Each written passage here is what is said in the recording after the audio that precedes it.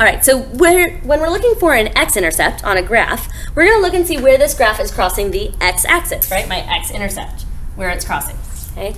Which is right there on this graph. So this is my x-intercept. Okay.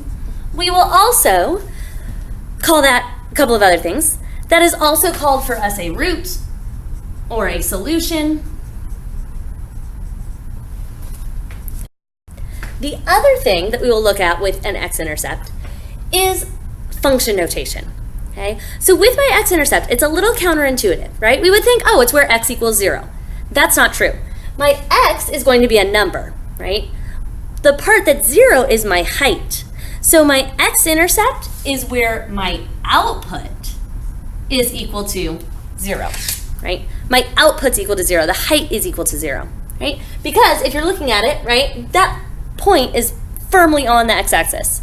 So it would be where the output is equal to 0. Okay? My y-intercept, on the other hand, is intersecting the y-axis. We only have one word for that. That's called the y-intercept. But in this notation, we're saying that the input is 0, right? My x value is 0 here. So this is where we could call this f of 0, right? What is the output when the input is 0 is essentially what that's asking. Okay, so those are our two function notations. From a graph, those are pretty simple to find. Okay, remember we always write those as points. My y-intercept is going to be 0 is my input or my x value, and I have some number for my y. And for my x-intercept, I have some number for my x, and my height is 0, my output is 0. Okay, so write those as points. Now, we are going to remember how to find those from an equation, and then we will be done. All right, so our last section, finding those x and y intercepts from an equation or a table. I wrote this little reminder up here for us because this is going to help us to find an x or a y intercept when given an equation. So if I was given 3x plus 2y equals 10. And I was asked to find the x or the y intercepts. Okay? To find the x-intercept, I want to keep x, and I want to plug in 0 for y. Because I'm trying to find the input where the output, or the height, is equal to 0. Okay? From there, you can just solve it. This becomes 0 equals 10. So my x-intercept would be 10 over 3.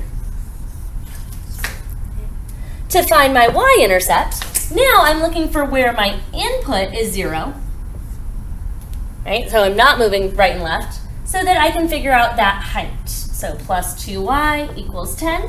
This time this becomes 0. I have 2y equals 10, so y equals 5. So that would be my y-intercept. Okay? You can do this with basic functions, but you could do it with any function that you want. Any function that has an x and a y, you're going to follow that same process. A quadratic, a polynomial, whatever it is. If we're looking for the x-intercept, you're going to keep x and make your output, your y, equal to 0. And for your y-intercept, you're going to keep 0, or put 0 as your x and keep your y. All right, last scenario, what if you're given a table instead of a graph or an equation? Think about the concept of an x and a y-intercept.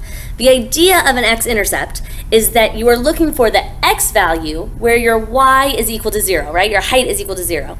So here I'm looking for where the y is equal to 0. And unfortunately, I don't see one. So we're going to come back to the x-intercept. My y-intercept, again, don't memorize a rule. Think about it conceptually. Picture your y-intercept. Your y-intercept is going to be located, right, when you haven't moved left or right at all. So it's going to be where the x is equal to 0. So look and see if there's a place in your table where x equals to 0. And this time we did luck out, right? X is 0 and y is 8. So my y-intercept must be 0, 8. All right, so now that we finished the video, your next step is to move on to Khan Academy. So using these notes, using what you remember from Algebra 2, go on over to Khan Academy and you're going to do the first assignment. So click on the Assignments tab. The very top one says Linear Equations Unit Test. Take that test. You can use your notes.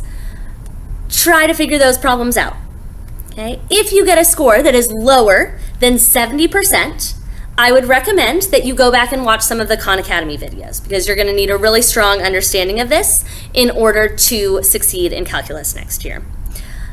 As always, I'm around if you need me. Text me, call me, email me, and reach out to each other as well. You guys are each other's best resources, all right, if you have questions. Love you guys, and I'll see you in round 2.